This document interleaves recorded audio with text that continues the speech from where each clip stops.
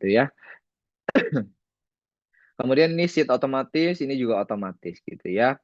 Nah, kita mau mengisi probabilitas risiko inherentnya. Ini kan risiko inherent ya, risiko yang sudah dibawa gitu ya, risiko yang terjadi. Nah, probabilitas risiko inherent harus sesuai dengan yang ada di kolom ini gitu ya. Misalnya 3. Misalnya kita buat rentang kalau 1 itu antara 0 sampai 20, 2 itu 20 sampai 40, 3 itu 40 sampai 60. Maka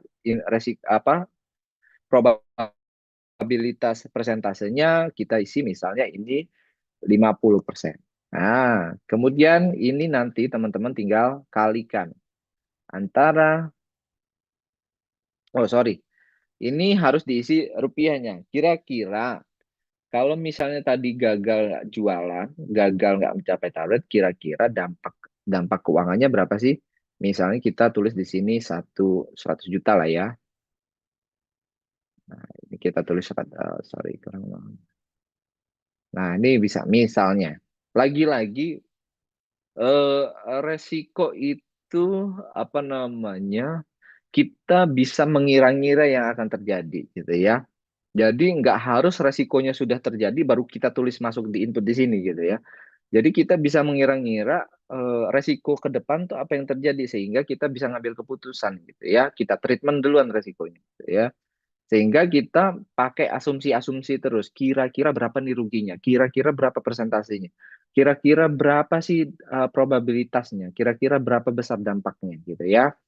Nah, kemudian udah ada dampak finansialnya. Nah, untuk yang ini kalian tinggal nanti sama dengan kali ini dikali 100 juta. Maka dia nilai besar resiko inherentnya adalah ini. Gitu ya. Pemilik resikonya adalah direktur. Gitu ya, direktur. Misalnya di sini Febriansah. Nih, direkturnya. Kita tulis namanya. Ya, jabatannya adalah manajer direktur pemasaran, pemilik resikonya. Ya, nomor HP kita tulis misalnya gitu ya. Kemudian email kita tulis bisa kita samarkan ya. Gitu ya, bisa kita samarkan aja yang ini. Kemudian nah, ini yang paling penting, strateginya. Strateginya kita mau ngapain? Ada avoid, ada transfer, ada mitigate, ada menerima, ada exploit, ada share, ada enhance gitu ya. Nah, biasanya kalau resiko pasti kita mitigate. Nah, gitu ya. Ada nggak resiko yang ditransfer? Ada. Misalnya 2 minggu lalu saya contohkan organisasi asuransi gitu ya. Misalnya kalian KKN tuh kan ada resiko kecelakaan, maka kalian harus bayar asuransi.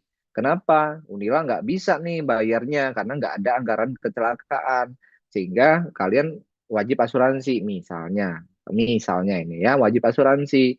Sehingga misalnya nanti di tengah jalan ada kecelakaan atau yang lainnya, maka nanti kita transfer resikonya nggak ada di Unila, resikonya ada di perusahaan asuransi gitu ya. Ini sudah saya contohkan. Jadi kita milih mitigate. Kemudian penanganan resikonya kayak apa sih gitu ya? Penanganan resikonya tadi nggak bisa jualan 2.000 pieces sehingga targetnya nggak tercapai tadi. Penanganannya yang pertama misalnya kita tambah yang misalnya melakukan pengajuan anggaran ulang untuk biaya promosi ya. Penanganan nggak harus satu gitu ya, bisa juga kita dua penanganannya gitu ya. Nomor dua kita misalnya eh, eh, melaksanakan melaksanakan event promosi berbiaya rendah gitu ya. Jadi kalau misalnya kita eventnya besar, misalnya mengundang Sheila on Seven gitu ya, atau ngundang Bernadia gitu misalnya kalau mau promosi, nah kita lakukan event promosi yang berbiaya rendah. Misalnya kalau promosi yang murah itu kayak apa sih? Ya kita ke mall gitu ya. Kita ke mall bikin booth itu lebih murah daripada kita bikin event, gitu ya. Nah, itu misalnya. Biaya penanganannya berapa? Kira-kira kalau bikin event biaya rendah berapa? Itu. Biaya rendah misalnya tadinya 100 juta ya, kita cuma butuh 2,5 juta lah ya sewa per hari di mall. Nah, kita tulis di sini biaya penanganannya. Kemudian penanganan yang telah dilakukan. Ada nggak penanganan yang telah dilakukan? Misalnya biaya penanganan yang telah dilakukan adalah nih, misalnya pengajuan anggaran yang nomor satu tadi ternyata udah dilakukan pengajuan anggaran ulang sudah dalam proses proses. Nah, ini penanganan yang telah dilakukan. Kemudian, nah di sini, loh, kok hilang ini ya? Sebentar saya perbaiki dulu ini. Kayaknya warnanya putih. Oke. Nah, kemudian di sini kita sudah melakukan penanganan, tentu dia ada residual gitu ya, sisa, resiko sisa. Seberapa banyak resiko sisa setelah penanganan? Probabilitasnya sama. Tadi kan sedang probabilitasnya. Harusnya probabilitasnya jadi dua atau satu. Kita hitunglah di dua.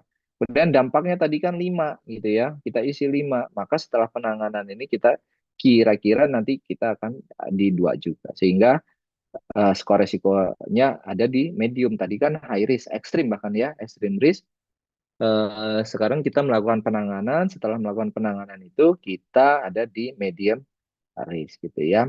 Nah, probabilitasnya kita lihat lagi dua. Tadi dua itu antara 20 sampai 40. Misalnya kita di sini kita isi 25%. Dampak finansial resikonya kita sama dengan yang tadi, yang ada di sini gitu ya. Di sini ada tadi ini yang 50 juta nilai bersih resikonya. Ya. Kemudian nggak keluar. Ya, 50 juta. Nilai bersihnya berapa? Nilai bersihnya tinggal kita kalikan aja. Ya, sini. Jadi hanya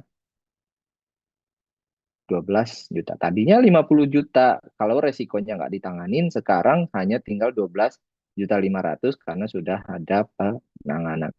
Departemen terkaitnya siapa aja? Misalnya ini kita isi direktur utama, direktur pemasaran, sama karena terkait anggaran, dia harus melibatkan direktur keuangan. Sudah selesai satu resiko gitu ya. Satu resiko. Nah, untuk mengisi satu resiko itu yang harus dilakukan memang sepanjang itu. Untuk satu kode resiko dilakukan harus sepanjang itu yang dilakukan. Nah, teman-teman bisa lakukan nanti gitu ya. Nih, salah satu contohnya.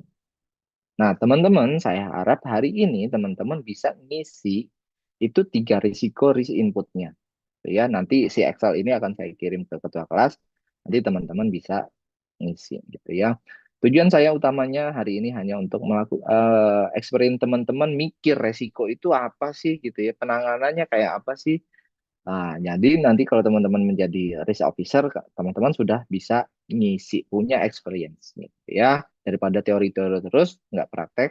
Nah, ini saya kasih wadah prakteknya. Itu. Kira-kira terkait dengan Excel ada yang mau ditanyakan atau enggak? Silahkan.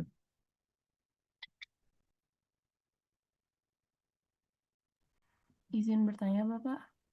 Yes. Nanti kan kita diminta untuk mengisi tiga risiko, Pak. Nah, itu untuk perusahaan dan bagian-bagiannya sendiri dan resikonya itu terserah kita atau ada panduannya gitu, Pak? Terserah. Terserah. Mau mau perusahaan boleh, mau hima juga boleh, resiko hima. Yang penting dia dalam bentuk organisasi gitu ya. Terima kasih, Pak. Gitu. Ada lagi?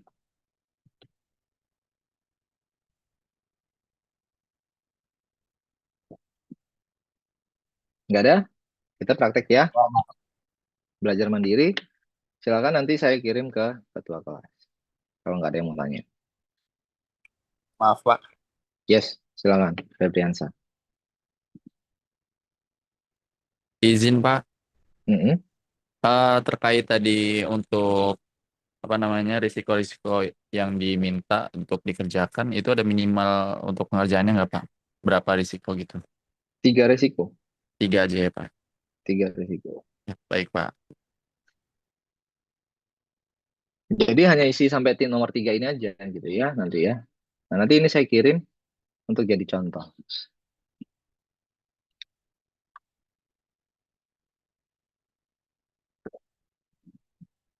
Bentar lagi. Oke, kalau nggak ada, saya tutup kelasnya ya. Selamat mengerjakan tugas. Nanti dikumpulkan butuh waktu berapa lama untuk mengerjakan 3 resiko.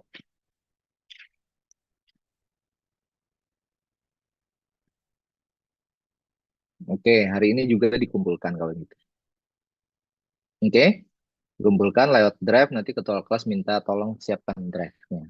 Ya, nanti komunikasi dengan ketua kelas. Baik Benar Pak. ya, nggak ada yang tanya ya. Oke, nanti kita lanjut ke sheet selanjutnya. Sampai nanti kita UAS. Gitu ya. Oke, terima kasih. Hari ini saya kira cukup. Selamat siang. Assalamualaikum warahmatullahi wabarakatuh. Waalaikumsalam warahmatullahi wabarakatuh. Terima kasih Pak.